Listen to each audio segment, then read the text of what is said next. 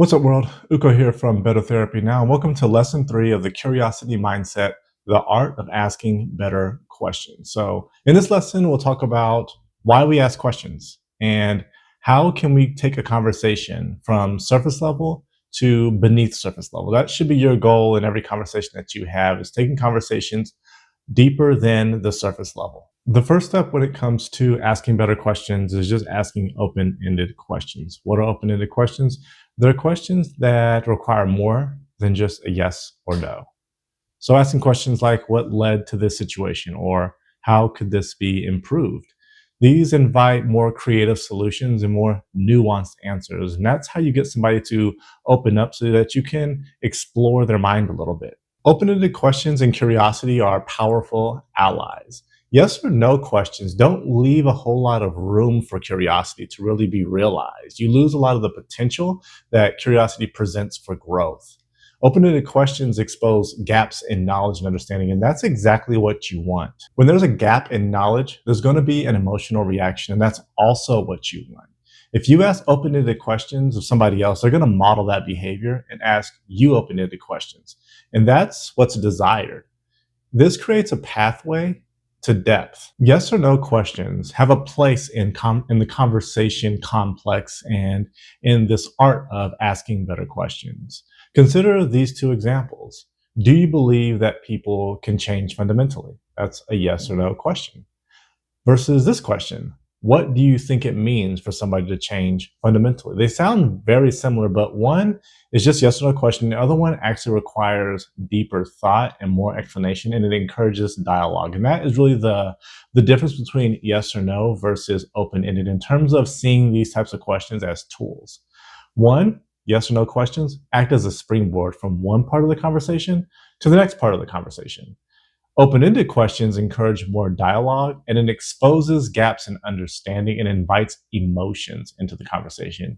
Try not to use open-ended questions as a way to maneuver on somebody that you're speaking to. For example, don't try to win the argument. Detach yourself from this idea of being right or having the upper hand in a conversation. Use open-ended questions with the goal of getting the person you're speaking to model that behavior. Ultimately, you want them to do the same to you, to require more of you. When you ask an open-ended question of somebody, you're asking for more. You're asking for more explanation, you're asking for more understanding, and you're asking somebody to be more vulnerable about how they feel about things. Use open-ended questions as a way to invite more emotions into all the conversations that you have, because our bandwidth for emotions and feeling emotions is much, much larger than our bandwidth to speak and way larger than our bandwidth to think. This is why when you try to memorize something and there's, for example, like a language or a word or an experience and there's an emotion tied to it, you're much more likely to remember it in greater detail because your mind works better when you are inviting emotions into things. It's important to differentiate this from making decisions or doing behaviors based on emotions.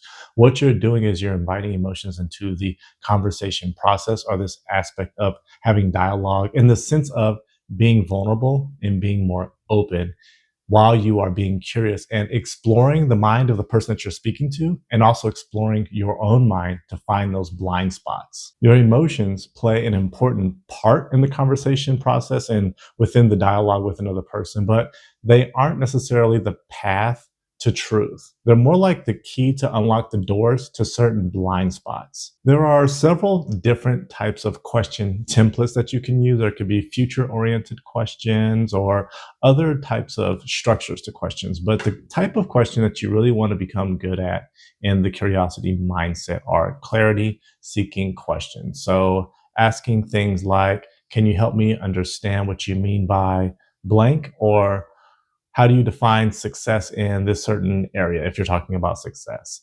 A lot of people will kind of say things that are not very clear or not well thought out, but you won't challenge those things. You have to be bold enough to challenge ambiguity and be bold enough to challenge something that hasn't really been thought out very much. Force people to explain or think through certain thoughts or opinions that they have. If you're bold enough to force somebody to think through a thought or think through an opinion or provide extra clarity to something, then they'll ask you to do the same thing. And that's exactly what you want them to do. You want them to treat you the same so that you're forced to think through things. As you are forced to explain things in more details, or explain some of your beliefs in more details, then you'll start to run across certain blind spots. You'll start to see that not everything is adding up in every situation. A really good technique when it comes to the art of asking questions is the five whys technique. This is especially good when you are by yourself and kind of exploring your own mind, which you should do. The five whys technique is usually used with businesses that have operational issues. It helps them identify what the issue is and what the root cause of that issue is by just getting deeper and deeper and deeper to that root cause. But you can also do this with your own shortcomings when it comes to social situations, especially, but other issues that arise in your life. So, an example of this might be someone who has a hard time breaking the ice with other people in social situations. You would ask, why do you have a hard time breaking the ice in social situations? And they'll say something like, well, I worry about how I might come across and that I might be judged. And you'll say, well, why do you worry about being judged or how you come across? And you'll say, the answer to that is, I feel insecure and feel very awkward when I'm breaking the ice with somebody else, so I don't do it. And you say, well, why do you feel insecure and feel awkward? And then they may say something like, well, in the past, I've tried to do this and it didn't go very well and I felt criticized or I was criticized. And you'll say, well, how come you felt criticized and how come maybe you were actually criticized by those other people when you attempted to break the ice in the past?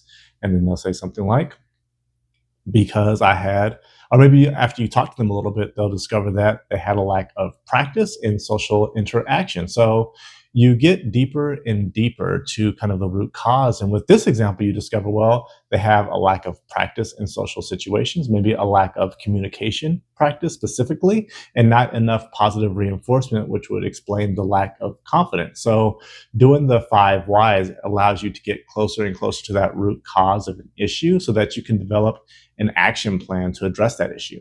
The next part of asking better questions is enduring rejection. And I think this part is really exciting in the art of asking better questions because it kind of forces you to break the ice with strangers. And you can practice this. You can practice enduring rejection because that's really what's at stake. When you go to somebody in a social situation and you don't know them and they don't know you, the thing that's at stake is just being rejected, them not really caring, them not wanting to talk to you, them rejecting you in some other socially or passive aggressive way. And when you are practicing enduring rejection, start small. You can speak to somebody when you're sitting in line at a food store or in the grocery store, or you can talk to your waiter a little bit more. Your waiter has to talk to you.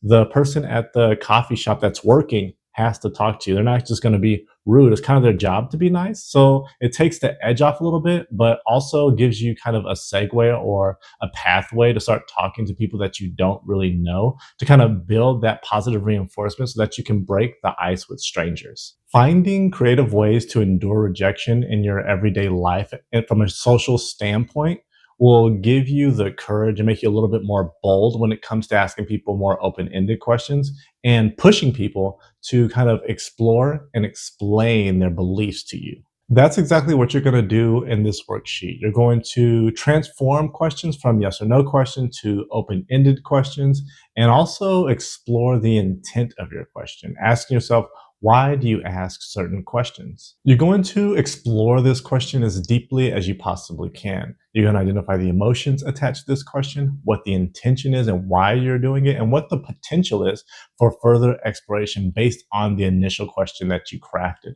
Then you're going to the endurance rejection portion of the exercise, where you're going to identify a time when you were rejected in some way, either aggressively rejected or passive aggressively rejected. As you explore this time when you were rejected in the past and you explore some of the emotions and circumstances associated with that, you'll see rejection as an opportunity for growth. And that's the whole idea of the enduring rejection portion of the worksheet, to see rejection as an opportunity for growth rather than some sort of judgment on your self-worth or some sort of failure. So we've talked about the importance of humility in our quest for truth seeking. We've talked about how it can really enhance us and really open us up and allow us to be vulnerable.